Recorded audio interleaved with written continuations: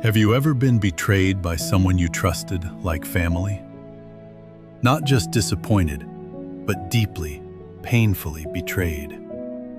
And years later, you realize something strange. The person who broke your trust stopped thinking about it years ago. Yet, you're the one still carrying the weight. Tonight's story isn't about betrayal. It's about the moment a man discovered the real cost of holding on.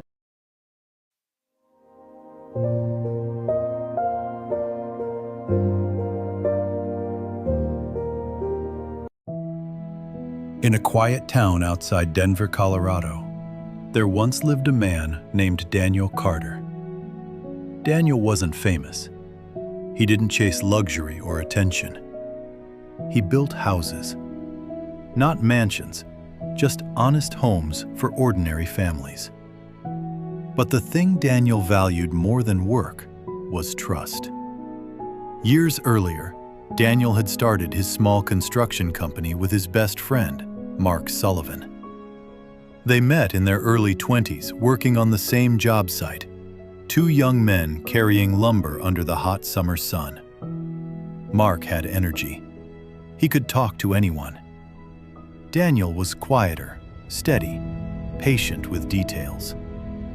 Where Mark opened doors, Daniel built the foundations behind them. Together, they balanced perfectly. They spent years taking small jobs, remodeling kitchens, repairing roofs, building decks in people's backyards.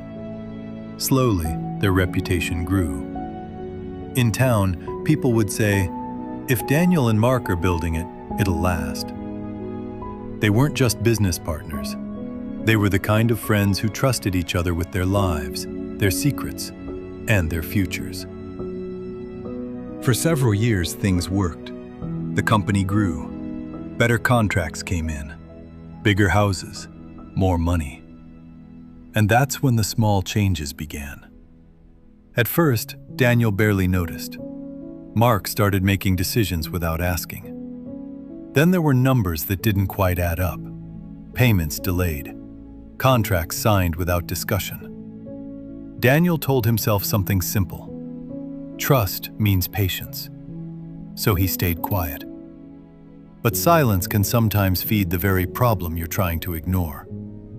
Then one morning, Daniel arrived at the office and found a stack of documents on the desk. Ownership documents. The company's accounts were drained. Mark had cashed out everything he could and disappeared. No meeting, no explanation, just a short message.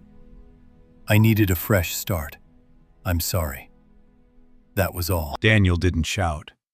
He didn't chase him. He simply stood there in the quiet office, his fists clenched so tight, his knuckles turned white. And for the first time in years, he felt completely alone. Daniel kept working. He finished the projects they had started. He rebuilt the business from scratch. From the outside, life looked successful again.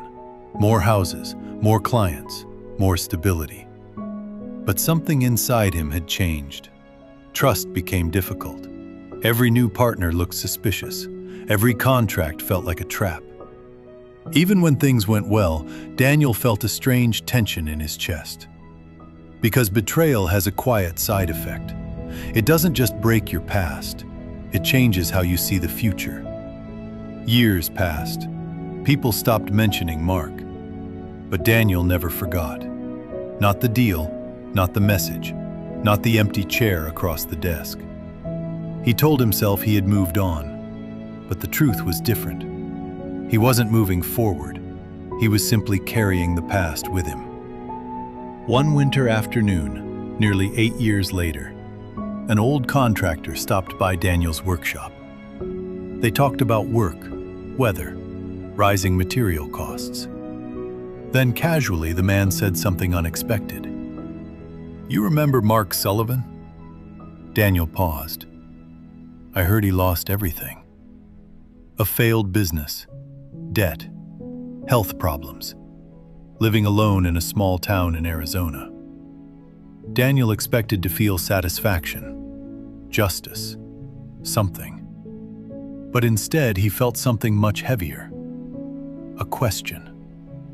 Why does this still hurt? That night, Daniel sat in his quiet kitchen long after dinner. His wife, Laura, watched him from across the table. She could see the tension in his shoulders.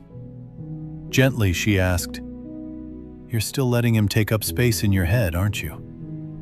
Daniel didn't answer. Because he knew the truth. He was. A few weeks later, something small happened at work. One of Daniel's younger employees made a costly mistake. A shipment of materials was ruined. Thousands of dollars lost. The young man stood there, expecting to be fired. For a moment, Daniel felt the old anger rise inside him. But then, something surprising happened. He remembered something Laura once told him. Peace isn't about what people deserve. It's about what you need. Daniel took a breath, and instead of shouting, he simply said, "We'll fix it." The young worker nearly collapsed with relief. But Daniel noticed something else. For the first time in years, his chest felt lighter. Not because the mistake disappeared, but because he had chosen not to carry more anger.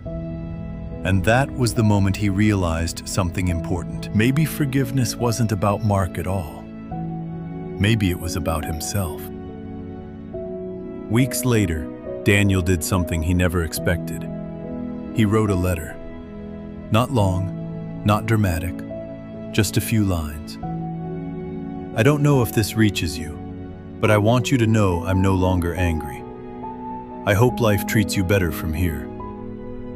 He sealed the envelope, then sat there staring at it. Forgiveness felt strange, almost uncomfortable, like slowly opening a fist you've held tightly closed for 8 years. Your hand cramps. It resists. But once the fingers finally uncurl, you realize how much energy it took just to hold on. But eventually, he mailed the letter. And that night, Daniel slept deeper than he had in years. A month later, a reply arrived. The handwriting was shaky. Mark was sick. He wrote only a few sentences. "I never expected kindness from you. I regret what I did more than you know.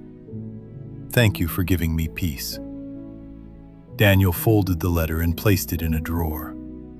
Not as a trophy, not as proof, just as a reminder that forgiveness isn't about rewriting the past, it's about freeing the future. Sometimes the people who hurt us never apologize. Sometimes they disappear. Sometimes life never gives us the explanation we wanted.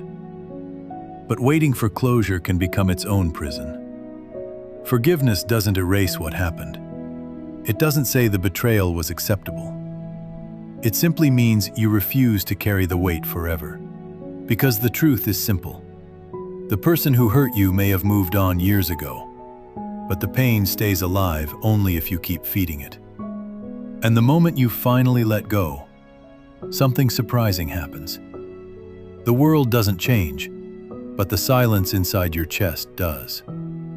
You finally realize you can't shake hands with the future as long as your fist is closed around the past.